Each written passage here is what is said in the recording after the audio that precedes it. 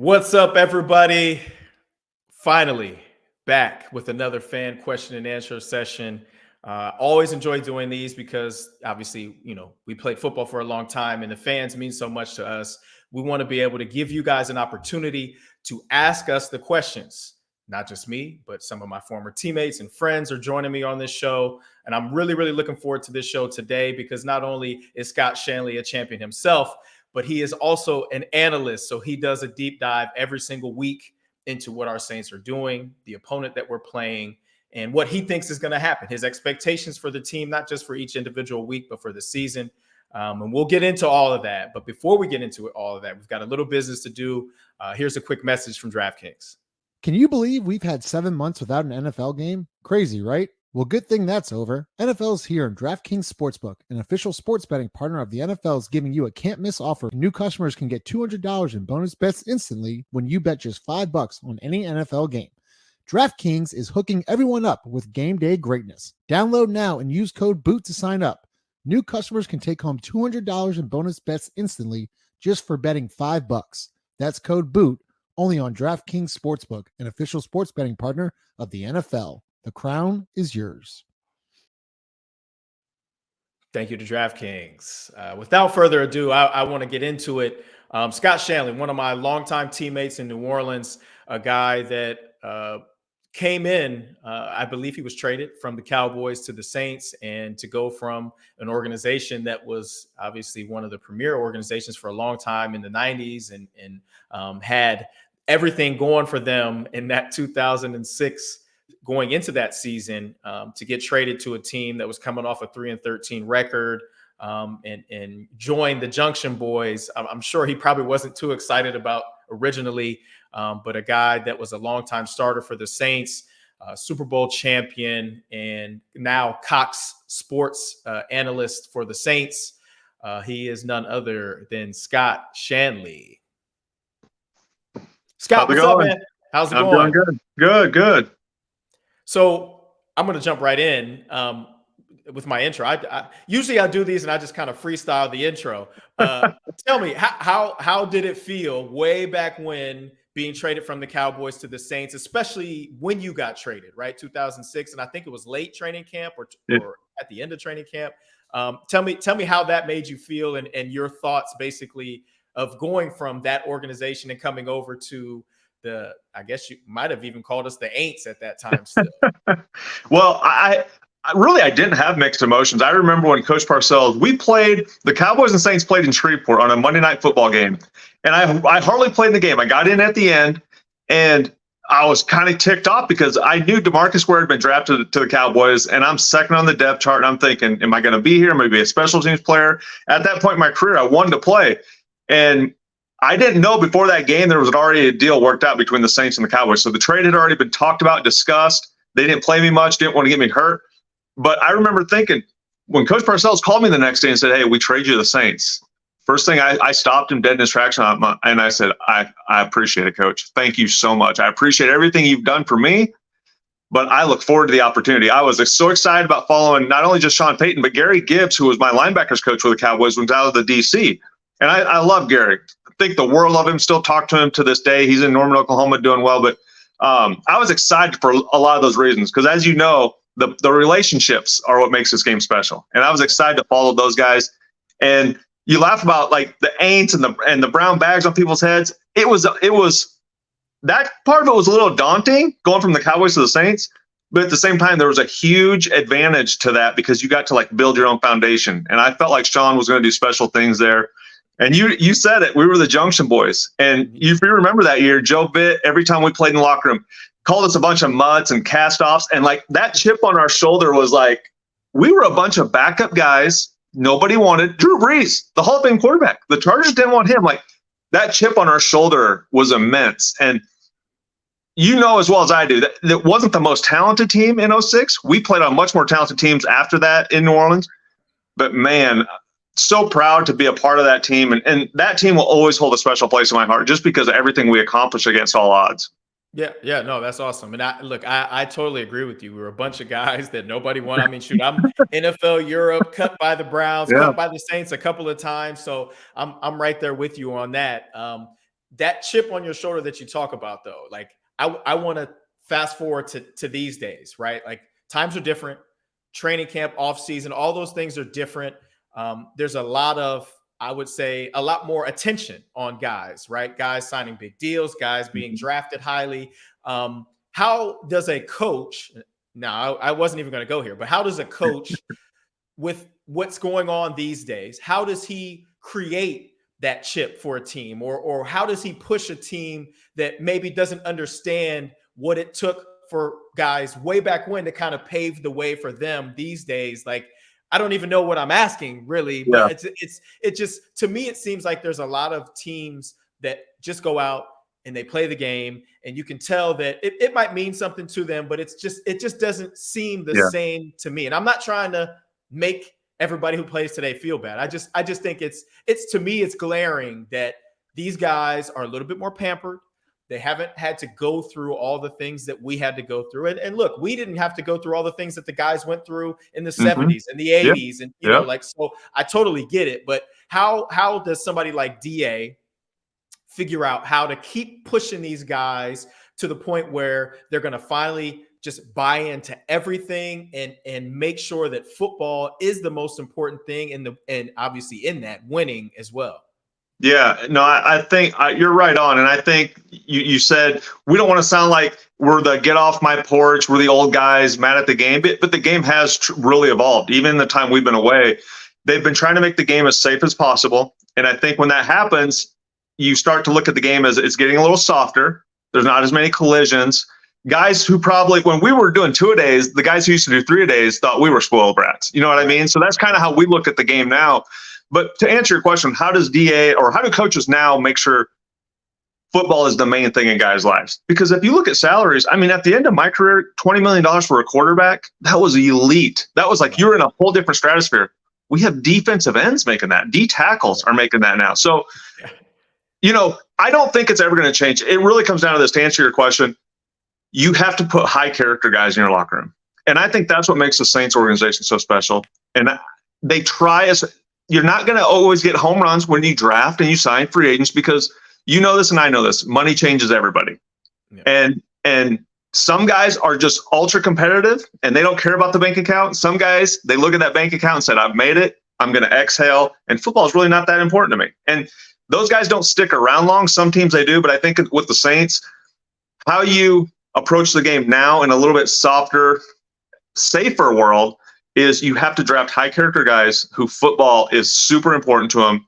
And more than football, competing is super important to them.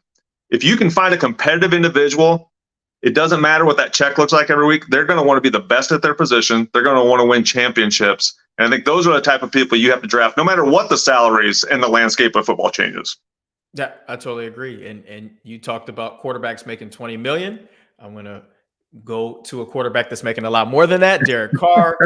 What are your thoughts overall with the week 1 performance of the team as well as Derek Carr? Yeah, I thought, you know, if anybody watched the Monday Night Football game with the Jets and the Bills, the poor Jets fans all offseason, there's like this hysteria. There's this hype built around their organization. And within 4 plays, their franchise quarterback is gone. That didn't happen to the Saints. Thankfully, I hope Derek stays healthy. I hope every player stays healthy with the Saints. But I felt like the same thing was going on in New Orleans. Like, you finally got the missing piece of the puzzle. You got this quarterback since Drew. The hype, the hysteria was off the charts in New Orleans. I can't wait to see this vertical offense, this explosive offense. You come out, you fumble the opening kickoff return. That's not how anybody predicted it, right? No. But I think Dennis got a chance to see what type of team he has with adversity. And week 1 against a really good Tennessee Titans team, a physical, bloody your nose type team, the Saints, this didn't happen the last couple of years. They found ways to lose games, but they found ways to win these games.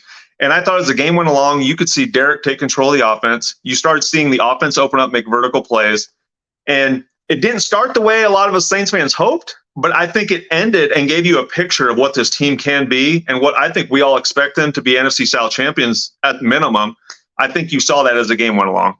Yeah, I totally agree. And one thing that obviously you talked about Derek Carr and his leadership and everything. I don't know if you've seen on social media the last couple of days, but him telling Pete, that he wants to take one more shot deep late in the game. And then they zoom in and he's talking to Shaheed. He said, "She, just run. Just run.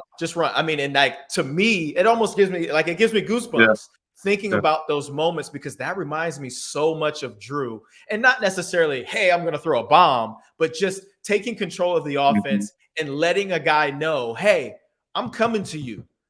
Like, you do your part, but here I come. And it gives you, especially as a receiver, it gives you so much confidence to know that not only, oh man, he trusts me, but not only does he trust me, but he trusts me in these big moments.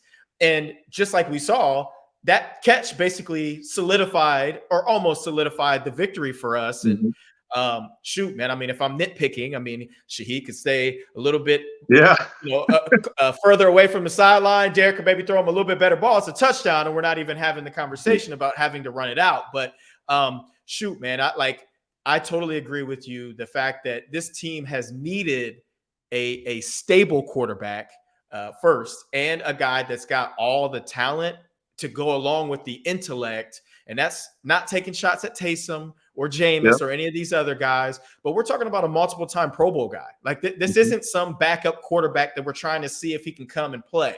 You know, like, this is a guy that's got skins on the wall, and I think is going to be able to deliver for this team in a big way. Obviously, there's a few plays that he'd like to have back, which we all do every single game. But all in all, I think it was a great performance for him. And I also think it was a great performance and a challenge for Pete and DA. So I want to know what your thoughts are. I mean, obviously, all offseason, people have said the job is too big for DA. He's not a head coach. He's more of a defensive guy. And then everybody's saying Pete Carmichael needs to give up play calling duty, or we need to hire a new offensive coordinator.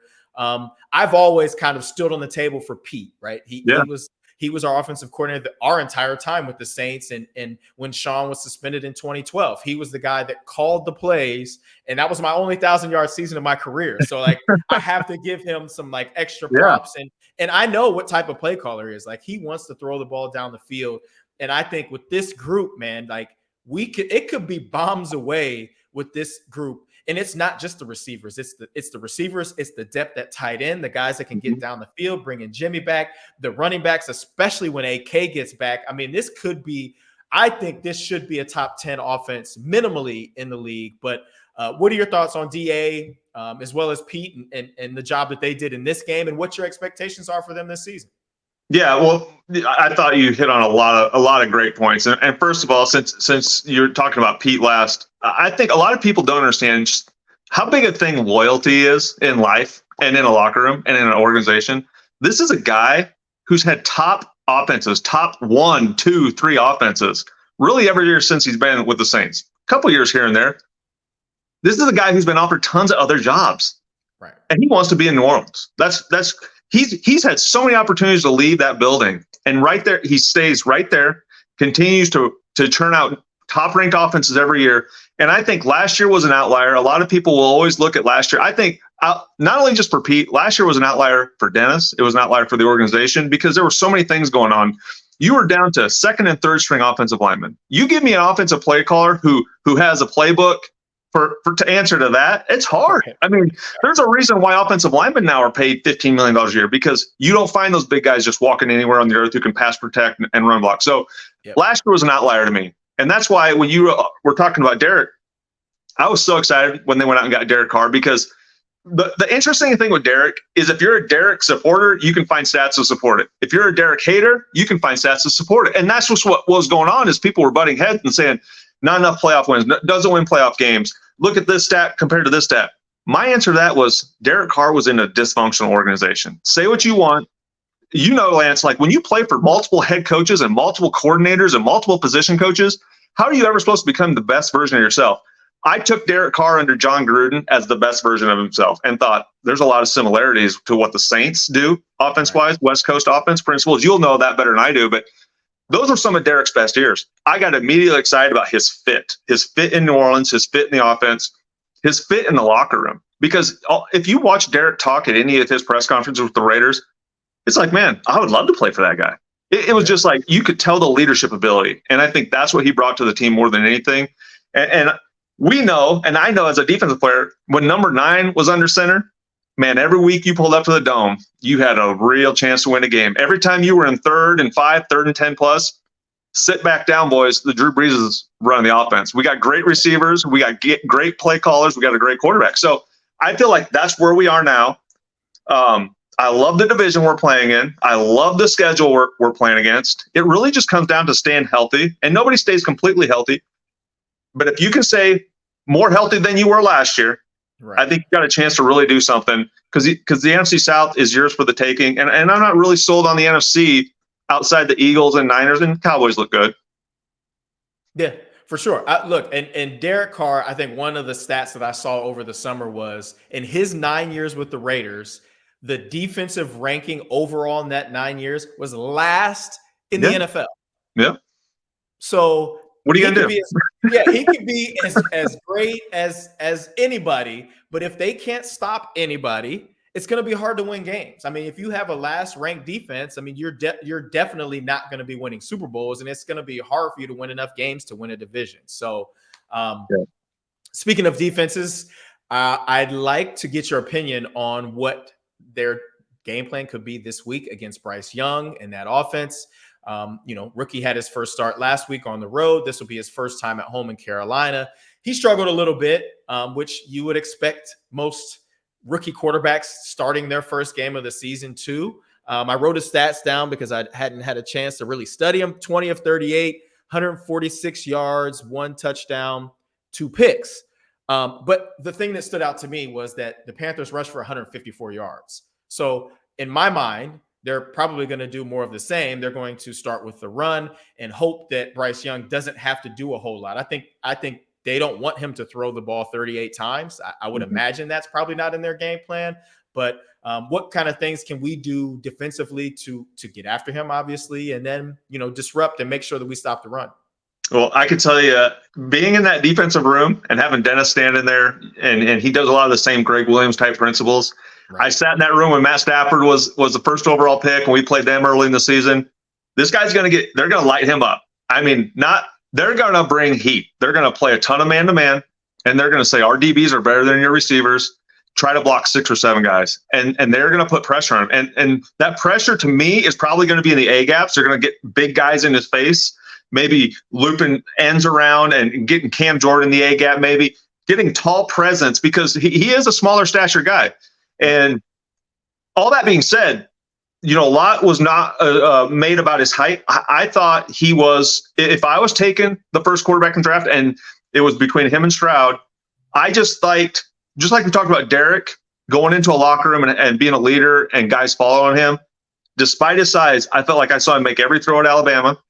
I thought he would be a really good NFL franchise quarterback. So he's going to become a really good player. But I think this week what the Saints are going to do is they're going to bring a lot of pressure, and they're going to play tight coverage on the outside because, I would agree with the Saints. I like the matchups in the secondary versus their receivers. Now, when you do that, I'm sure the Panthers are thinking the same thing. And so you're going to get schemed. Those guys get paid too to watch film. You're going to get a lot of rub routes and crossing routes and corner and pick routes, things like that. So you have to be ready for that. But it's going to be a big stage for Bryce Young on a Monday Night Football game at home. And it's also a big stage for the Saints. Saints don't have a whole lot of primetime games this year. So it's a chance for them to show everybody, hey, watch out for us, because not a lot of people are talking about the Saints.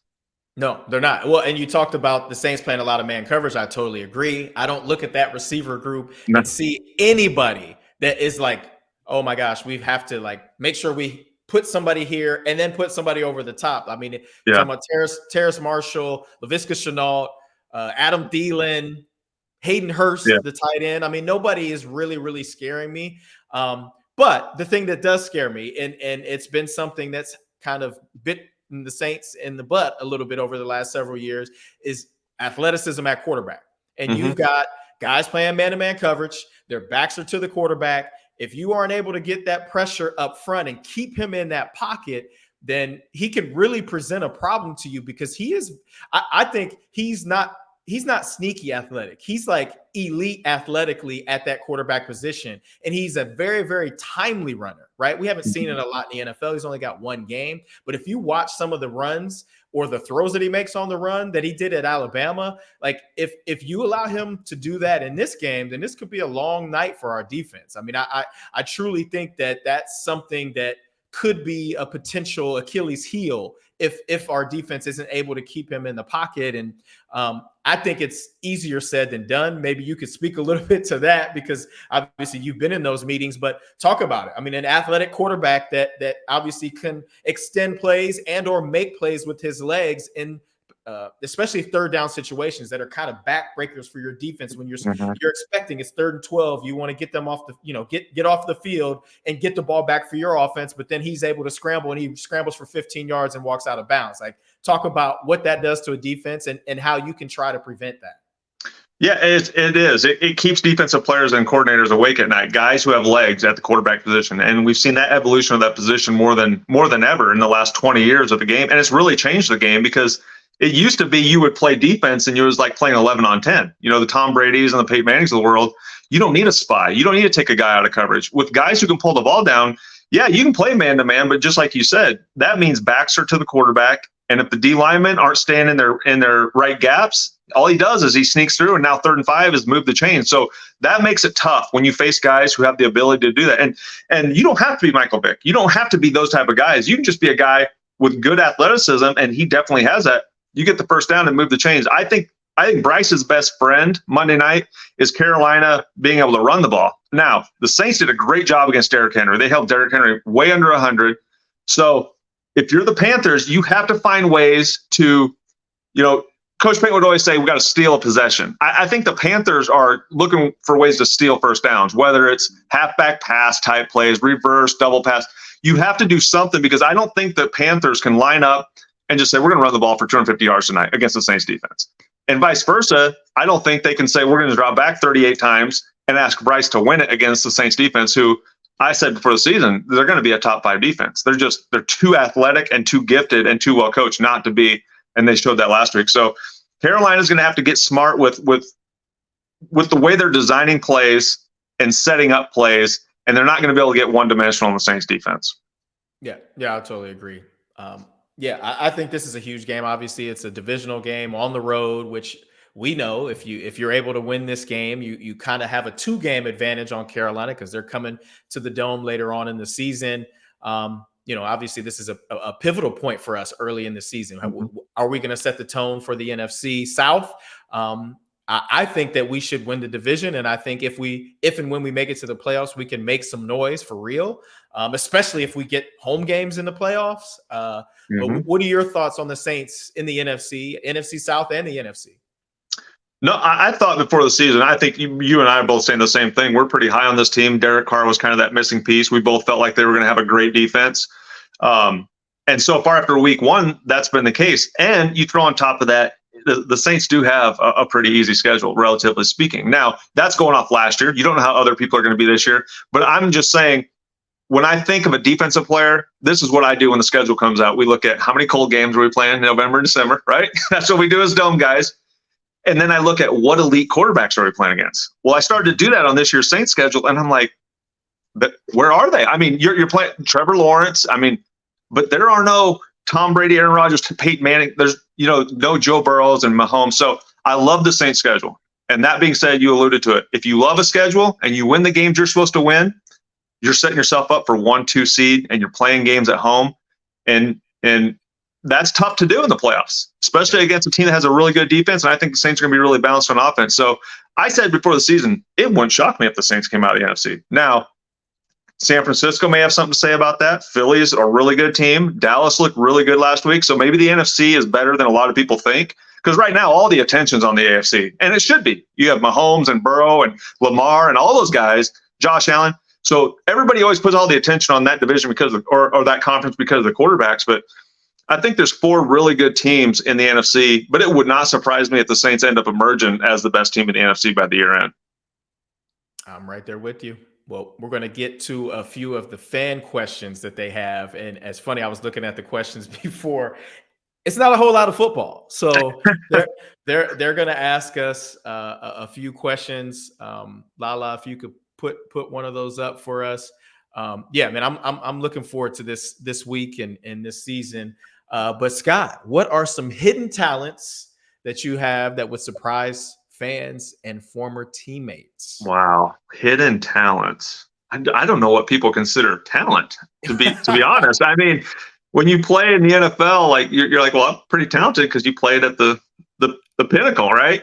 Yep. Talents. Man, I can't. I don't know. I can't think of anything that would surprise anybody.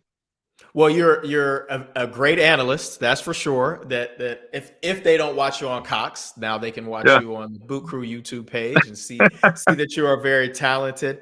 But shoot, I will say I know for a fact that Scott is a very talented debater, because I remember all those years ago, all the debates that used to happen in the locker room with Shanle and Fujita and Will Smith and Vilma, and the receivers had a great perspective on those conversations and debates because we were directly across from each other in the locker room. So like, even if we wanted to get away from it, we couldn't get away from it. So we could see it. And the guys are making all kinds of arguments and great points here and there. So I for sure can attest to the fact that you are a great debater. So if you don't know that about yourself, I'm going to give you some credit because I think that's definitely a hidden talent of yours. I appreciate that. What are your top 3 favorite New Orleans foods? This should be an easy one. Oh, for me, it's probably Mr. John's Steakhouse. Number 1. That's Antoine's. And then, you know what? I'm going to go random, like way random, off the beaten path of the norm. And it's probably because I had little kids when we lived out in Kenner and Metairie area. And there was a pizza place out there. It was called the Pizza Shop. It was in Metairie. And probably a lot of people drive by it and don't even know it's there. But we take the kids in, they give them the little pizza hats, they give them a little ball of dough, and they roll their own crust and make their own pizzas. And every time we go back, even to this day, my kids, my oldest just graduated last year, my other's a sophomore, my daughter's 7th grader, they're like, can we go to Pizza Shop? Like, there's memories created there. So that's got to be number 3 on my list. Where in Metairie is the Pizza Shop? Because I lived in Kenner, I lived in Metairie for a long time. I have never even heard of the Pizza Shop. So I might have to go next time I'm in town. Yeah, I'm going to send you the address, but it's on Clearview, and I don't know the exact address. I don't know any addresses. I just remember where I drove all the time. Right. For sure. No, that's awesome, man. Let's see. Is Scott familiar with the old Lance Cracker ad jingle? I got Lance in my pants. And back in 09 era, could he hear those fans who'd sing it every time 16 scored a touchdown? Wow. I am not familiar with this. I must have been missing out on that. I was too busy watching him dance, but I didn't hear the lyrics, and I didn't know you had your own jingle. Well, I mean, it's the Lance like snacks, right? That was like their jingle. I got Lance in my pants, which they would never be able to get away with these days. But yeah, I mean, that was. I honestly, I didn't know that people sang that song when I scored touchdowns. Every now and again, somebody would say, "I got Lance in my pants," and I'll be like, "What? What are you talking about?" And they're like, "Oh, you don't know." So I learned it over time. Okay. Yeah, well, I feel better then. You didn't even know about it. For sure. Okay, here's your specialty. Saints defense. What are your thoughts? And coming from the Saints team who led the league in takeaways in 2009, I'm going to expand on Lala's question. 3 interceptions in this first game. It took, I think, Sharif Ishak, I think he told me until week 13 last year for this team to have 3 interceptions. So 3 interceptions in the first game. You know that the year we won the Super Bowl, we were one of the best teams in the league as far as getting takeaways and specifically interceptions. We had a bunch of pick sixes that year. What do you think about the defense this year and the potential to be similar to that 2009 team as far as takeaways go? Yeah, I was high on the defense before this year based on just looking on paper, the guys that they had on paper. I think it's really a 2 linebacker league anymore. I think we have the best duo in the league. I mean, you can put them up against other people. 49ers have Warner and Greenlaw and things like that. But to me, there's not a lot of teams that would turn down DeMario Davis and Pete Werner. Both those guys are 4-down linebackers, can cover running backs, tight ends, blitz, tackle in space. Love those guys. Love watching them play and compete. Secondary, there's a lot of just like linebackers, there's a lot of GMs that would say, can I have your secondary, please? Can I have one of your guys out of your secondary? I think Marshawn's on a mission to prove that he's the best corner in the league. The way he played last week against DeAndre Hopkins, even the 2 catches that Hopkins had, I don't know if they were on Marshawn or maybe they were. He was right there. Like, it was a perfect throw, low and away from him. He is elite. And the secondary, to me, is one of the best in the league. Now, the defensive line, there were questions around because they lost a lot of depth, lost a lot of veterans. As long as you have Cam Jordan, the all-time sack leader, you're going to have a playmaker. Granderson opposite him, 1.5 sacks. He's stepping up. That's always been the big thing, was who's going to step up beside opposite Cam Jordan. Granderson stepping up. Hopefully Peyton Turner's injury doesn't keep him out long. And then you draft the young guys in the middle who you watch throughout the preseason and just keep getting better every single week. And they face one of the stiffest run teams in the league. Did an outstanding job. So that's a quick breakdown to say, I love these guys. I think they're elite. And now you put on top of it the most ingredient in football, defensive football, is taking the football away. I don't care if you're top 2 or 3 in total yardage defense. If you're top 2 or 3 in takeaways, you're going to do something come playoff time. So as long as this defense keeps taking the ball away, that's a great sign. Yeah, great sign. And I think it's a sign of things to come with this defense. As you did a great breakdown of the guys. I think, turnover ratio in general, if we can hold on to the football offensively and take it away defensively, I think we're going to be even better than people think. Yeah. So I'm looking forward to it. But Scott, look, man, thank you. I appreciate you coming on with me. These are awesome little times for me to be able to get on with guys and just talk ball. And shoot, man, I love you. You're one of my brothers. I talk to you almost every day in our group chat. Yeah. So it means a lot for you to come on with me and do this for us. And hope everybody liked this video. You can like and subscribe to the Boot Crew Media YouTube page. Thank you to our sponsor, DraftKings. And stay tuned for more of these Q&As. We should have one coming up here pretty soon in the next couple of weeks. Take care, everybody.